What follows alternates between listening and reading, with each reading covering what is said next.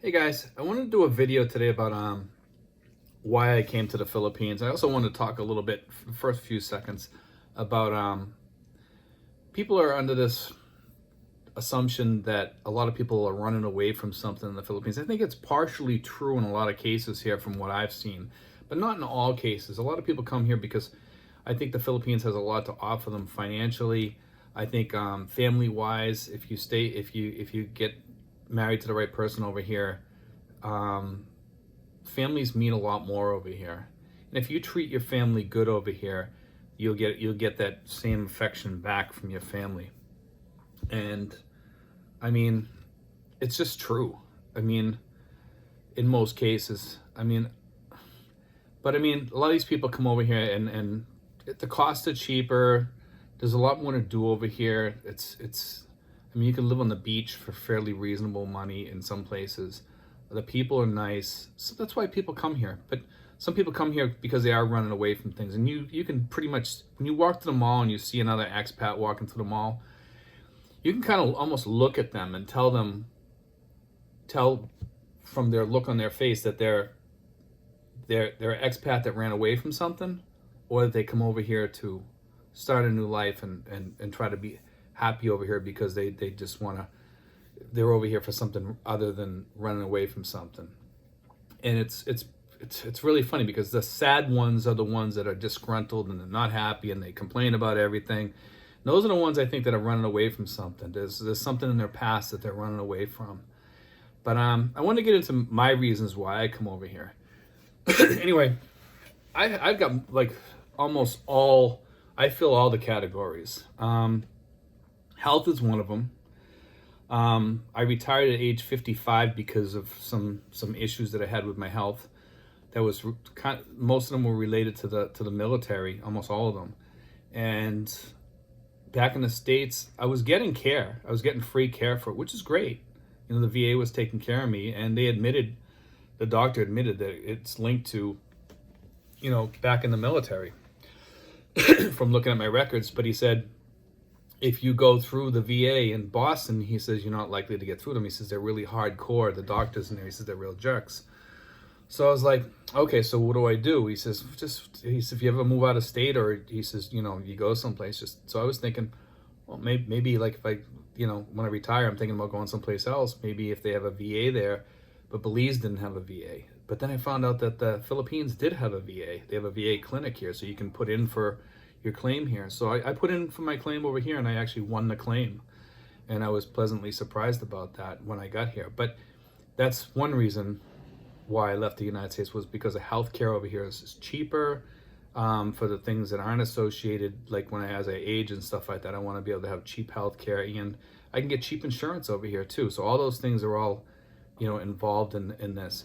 The other thing is family. Another reason that kind of pushed me away from the United States is I know that the family dynamic in the States, if you get somebody mad in your family, they just didn't want to bother with you for the rest of your life. It's just the way they are. I mean, and I was kind of like that in my own respect, you know, like, I mean, I had many family members that pushed on me in a very bad way, and I'm not going to really get into it, but I mean, it caused us to, I never want to deal with them again afterwards, you know, and it's the stuff that happened. It all happened over a will and stuff. But I mean, and it tore my family apart. I mean, I have other family members I still talk to, my cousins and stuff like that. But I have many families that I don't, and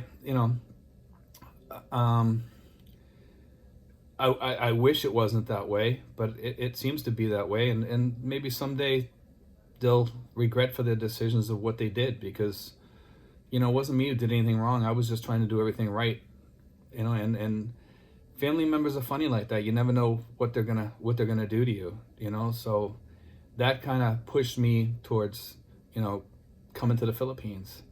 And I remember sitting back in my house before I left. I had a rented room in a house, and we shared a house, me and these other guys, and thinking, wow, you know, what do I got here? Really, like, you know, like, none of my family really would come over to see me or anything. So I was like, okay, I got nothing here. So what's the sense? You know, that was another reason why I decided to leave. I was planning on retiring at 55 all my life pretty much, but I wasn't sure if I could afford it. When I heard that I could get like probably total about $1,200, that was it, because I could live over here on $1,200 fairly easy, you know, and that was another thing that pushed me. Also, the next thing would be dreams. When I was a kid, I dreamed of either moving to British Honduras or the Philippines. You know, they asked us to write a report of 2 places you'd like to live when you get older, if you could live in another country outside the United States. And as a kid, I remember writing about British Honduras, which later became Belize, and also the Philippines. So those countries have always had a place in my heart. And the fact that I was married to a woman from the Philippines before, I kind of had a general running knowledge of what was going on over here.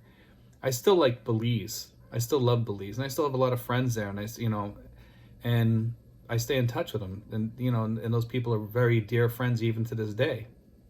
And the other thing is costs. Costs are a big issue.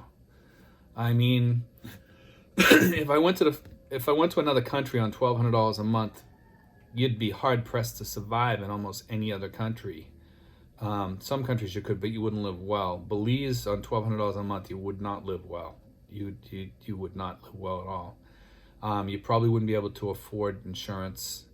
You probably would have to have a large emergency fund, which I did when I came here. I had over $10,000 when I came here. I had about $20,000, I think, when I came here in total.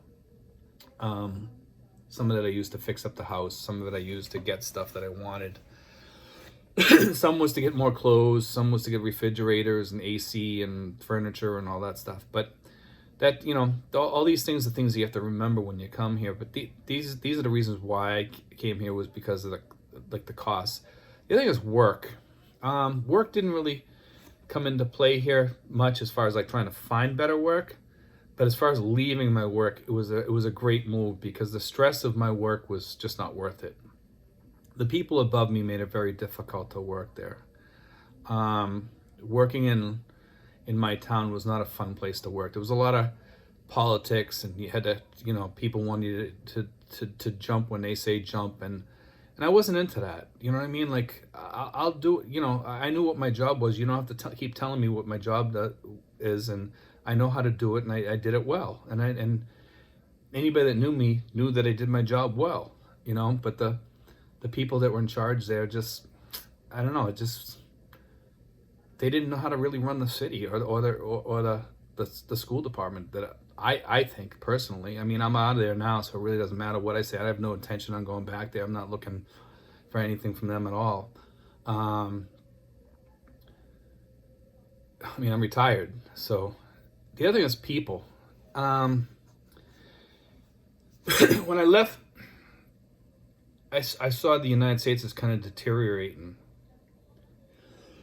People-wise, I mean, you got the liberals and the conservatives, the Democrats, the Republicans, whatever you want to call them. I mean, I was a Republican in Massachusetts. That's like the worst person you can possibly be in Massachusetts. I remember, as soon as you mention that you're a Republican or you like Trump or any of those things, you're automatically hated. And I was the type of person where I liked everybody, and I kind of noticed like a change in the United States where they only liked you if you were like them. And that's not the America I grew up in. And that was one of the biggest pushes for me to leave the United States and come to the Philippines was that. The other thing was, that people often don't remember is the Philippines used to be part of the United States. So there's a certain feel of America here, but it's like an Asian America, because when you come here, it's a mix of cultures, really. You have Chinese, you have like Chamorro, I guess you'd call it. Like, they're kind of like Filipinos. They're the original Filipinos. Pacific Islanders. There's people here from Singapore. There's even people here from India, but they all kind of mix in together. Not too many Indians, but Americans have mixed in here. Their blood is really, really mixed. Spanish, everything. This is like a big mix of people here. I mean, ultimately, I would say most of them are original Filipinos to the south. And up north, I would say there's more like a mix with the Spanish and Americans and, different cultures. Chinese, Korean, you know, all these different nations, even some Japanese blood in a lot of people too, from when Japan was here for a while. Um, and the United States has all that, but here it seems to work for them. They have a certain friendliness about them here, and the people will look out for you. If something happens to me in the streets or something like that, I think people would come running to you faster here than they would in the States. It's just a feeling that I got, because I worked as a guard in the United States, and I seen many things happen where people would just leave people and just walk around them, and here I don't think they do that. I mean, I remember my friend Mike telling me a story here. He was outside of a church up in McLaren, up in Manila, and he tripped and he fell and he hurt himself. I think he had a couple of wounds on his head and stuff like that. And the first people that came to him was the Muslim people to help him, and they were asking him if he was okay, and they lifted him up and they saw to his wounds and stuff like that, and then he got up. And I remember him telling me that, and I was like, wow. Like those would be like the last people I would think that would help you, but they helped them. And I think in the United States, I don't think you'd get a lot of that from some people. I'm not saying all people are alike. I don't want to stereotype everybody. I'm not trying to do that. So I mean, that's I'm saying that right out straight. But I mean, I'm saying overall in the United States, people have changed. There's a big change in the United States, and that's what pushed me over the edge. At work, amongst friends. I noticed that politics got in between friends more than anything in the past 8 years, more than ever before. And there's a change in the States where if you don't become like them, they hate you. So we're going to force you to become like us by hating you. And I'm done with that. That's not my country. That's not what my country was before. And I think the Democrats and the liberals have destroyed the States because of that. And it's forcing, actually, there's a lot more people leaving the United States now than ever before because of that stuff. I think the numbers have jumped now, people giving up their citizenship, and a lot of people leaving too, a lot of retirees and stuff like that. And for me, it came down to not one reason. It's health, family, my dreams. I mean, I've dreamed of coming here when I was a kid. I tried starting a business here before with my first Filipino wife, and it didn't work out. It didn't come to play. But I mean, who says you can't have a second run at it? Who says? Nobody says you can't still chase after that dream. That one failed, and it's okay to fail.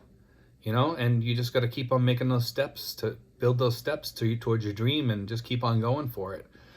The other thing is, like I said, cost affected me. Money, that definitely was. I mean, you can live here for $300 or $400 a month if you wanted to. I wouldn't highly recommend living on that, because you could barely live on that. That's just living Filipino style, and it's not a fun way to live. You'd have to give up a lot. You could probably still have Wi-Fi on a phone, but you wouldn't have Wi-Fi in your house. Okay, but you could use hotspot and stuff like that. But I mean, there's a lot of things that you would give up, a lot of things. And like I said, the work thing was a substantial issue to me. But I mean, family was definitely one of the top ones, and costs and dreams were all on my list. But I don't know if I could put one on the top and say, yeah, this one would be on the top of my list for the reasons I'd leave. So if any of you guys are thinking about leaving, or you already left, and you might go back, you're just trying it out over here, these are all the things that you guys got to weigh out too. Why you'd want to leave. Because people ask me, do you think you'll ever come back to the States? And in all honesty, I might come back to visit, maybe once, maybe twice. I don't think I'd go any more than that. I don't have an inkling to go back. And I know, I miss a lot of people. But I talk to them on Facebook, on a Messenger and stuff like that, FaceTime. And we talk quite often. I talk to my sister back home. I talk to my cousin on the phone. I talk to a few of my other cousins too. And I miss them. But do I miss them terribly? No, because I can call them almost any given day and talk to them. And really, in all honesty, what does it matter whether I'm in front of them on the phone and I'm looking them at the face on like FaceTime Messenger or something, one of those things on camera, or I'm in front of them back home. Yeah, I can do something with them. I can go out to eat with them and stuff like that. But usually people are too busy today. They just are. And they don't have the time to spend with you. That most people don't want to say, hey, let's meet up at 10 in the morning. We'll hang out for the day and we'll come back tonight. If I'm going to go all the way home, I want to spend my day with somebody and enjoy the day with them and have an adventure or do something or go on a road trip or something. And most people just don't have that time for you. And I want that time here for like my family, and we do that. We do something all day. I'm with my girlfriend all day. I love being with her. We have our moments. Life's not perfect, but is life good for me? Yes, it's definitely good. And everything that I left home, when I got on that plane, I left all my baggage on the tarmac, my real baggage, like all my emotional baggage. I left that on the tarmac. I got on the plane with my new luggage, and I started my life off over here, and I left that there. And people have tried to, people from my past that, that have pretty much let go because they've wanted me to let them go for one reason or another, and they didn't want to be a part of my life.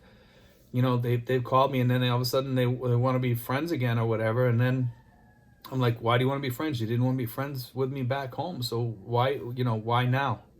Why? Because I'm over here? You want me to come home? Why? You don't want to spend any time with me when I'm home. So why, it's things like that. Those are all the things that made me realize that I want to come here. And it's funny because your real friends, when you're over here, you find out who your real friends are back home. A lot of my friends started calling me in the beginning, and then they stopped calling me. And then some of my friends call me all the time. And sometimes family is not blood. I have a friend, Dwayne. Dwayne calls me once or twice a day sometimes. Sometimes he might not call me for a couple of days, but he calls me pretty consistently. And he's, I worked with him. He was a guard back in the States, and, I miss him.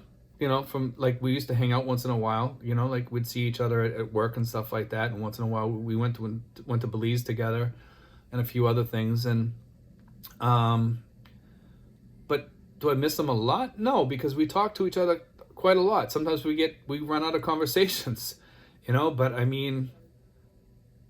I think of him like a brother almost, you know what I mean? And my brother back home, we lost all contact because he was one of those people that to be honest with you, he was a jerk, and he just happened to be that way. And, he's, even if he tried to come back, I wouldn't, talk to him again because he's done so much damage to us, our relationship, that I wouldn't even bother him with my brother. He's just like that.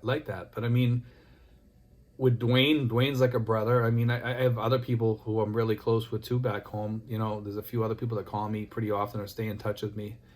I have another friend, Marilyn.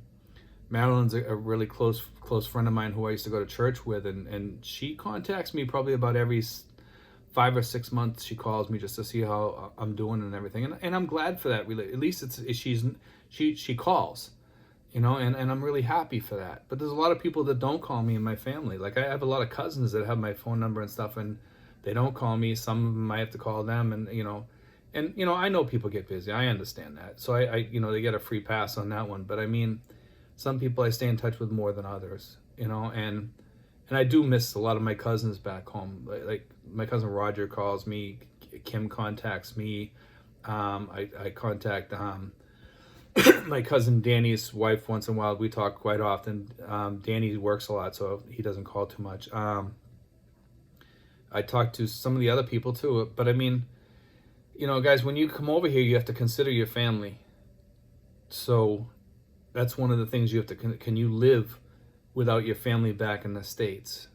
Can you live without that? So when you come over here, make sure that you can live without that, or at least have a relation. If you can live with a relationship online, talking to these people, to a tablet or a computer or a phone or something like that, to a Magic Jack or what have you, because these are the way things are. And you're gonna have a new family over here, and that will take up a lot of your time. And you tend, after you're here for about a year, you tend to forget about what's back home. You really do, because if you don't see somebody for a year, they tend to just kind of flow away. They forget about you sometimes. But most of the people that are close with me still have remained close with me back home. My sister, we talk like probably at least 2 or 3 times a week. Sometimes we don't talk for a week. Sometimes we talk 2 or 3 times a week. Sometimes we talk 7 times a week. When I first got here, we used to talk every day, sometimes twice a day. But this is it. This is what you move over here for. And this is what you have over here. And some things you have to accept when you move over here. But those are the reasons why I moved here. It was because of, like health, family, dreams, costs, work, people, blah, blah, blah. I hope I didn't drag this out too much, guys. But anyway, I just want to let everybody know, that's why I moved over here. Those are some of the things you have to contend with when you move over here. And I hope I covered that pretty well. I'm not going to lie and say I don't miss the States. There's many things I miss about the States. Okay, the food quality, food choices. Food choices is a huge thing over here because you don't have the same choices that you do back home. But you can work around that, like with meats and stuff like that. There's companies that like I think it's called Rare Meats or something like that. They companies like that, they get your lobster and seafood and stuff like that over here, scallops and all that stuff. But yeah, it's certainly different here. I don't regret any of my choices about coming over here. I don't. Everything has worked out well, actually better than I expected. Okay? That doesn't mean it's going to work out better for everybody else out there. I've had a lot of miracles come through over here. I have a great church over here. I have a great pastor over here. I have great friends in my church. You need to build up things the way you want, so you feel comfortable over here, so you'll want to stay here when you get here. They're not going to build it around you. You got to build it around you. And I've built my paradise around me. And some people don't like being tied down by a family. I do. I like having a real family. I like having a place where I can hang my hat up at the end of the day. But I also like traveling, and I get to travel from out of here too to different places. I take a boat out of Ternate, and these are the things that have made my choice better. I made the house the way I want it. My house, you could lock me in here for a week, as long as I have food, and I'll be happy in here, in more ways than one. Because I have everything that I need here. Even if I don't leave here, I'm comfortable here all day. Some days I don't leave the house. Some days I do. Sometimes I feel like getting up and going to the beach or something, and I can or taking off for 3 days, and I take off for 3 days, and I go to Oasis Resort. I might go up to Manila for a day or something like that, or I'll go out and videotape on the streets or something. And I love doing that. But you build your home the way it is when you get here, okay? And it's just something to think about, guys. It is paradise here, but it can be hell too. Okay, so I don't want people to think like, oh, when you come over here, it's all going to be all, the streets are paved with gold. It's not. It's what you make of it. A lot of the expats over here have learned how to make their paradise. Okay, they built their little paradise, their little piece of paradise. And some people have built a hell around them. It's what you guys do. It's what's in your heart. Okay, and when you leave the United States, you, like I said, leave all your baggage, all your emotional baggage and everything on the tarmac. And it might be tough to do that. And for me, when I got on that plane, it was kind of like bittersweet to leave the United States. And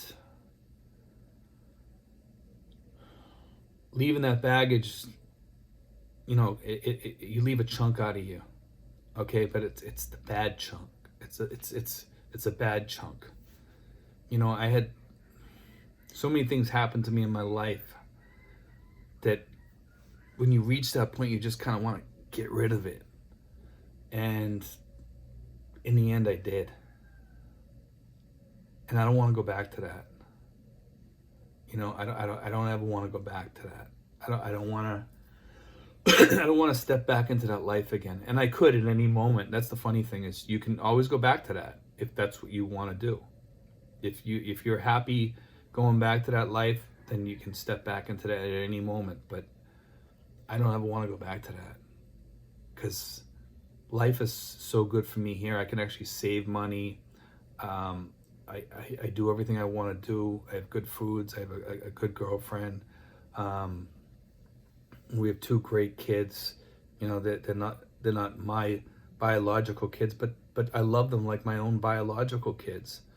You know, so that it's like when I hopped off the plane here, I had already been talking to my girlfriend for a long time before. I hopped off the plane here, and she came up and I gave her a kiss, and it was the first time we had met. You know, but we had talked and we felt like we knew each other more than people that had dated.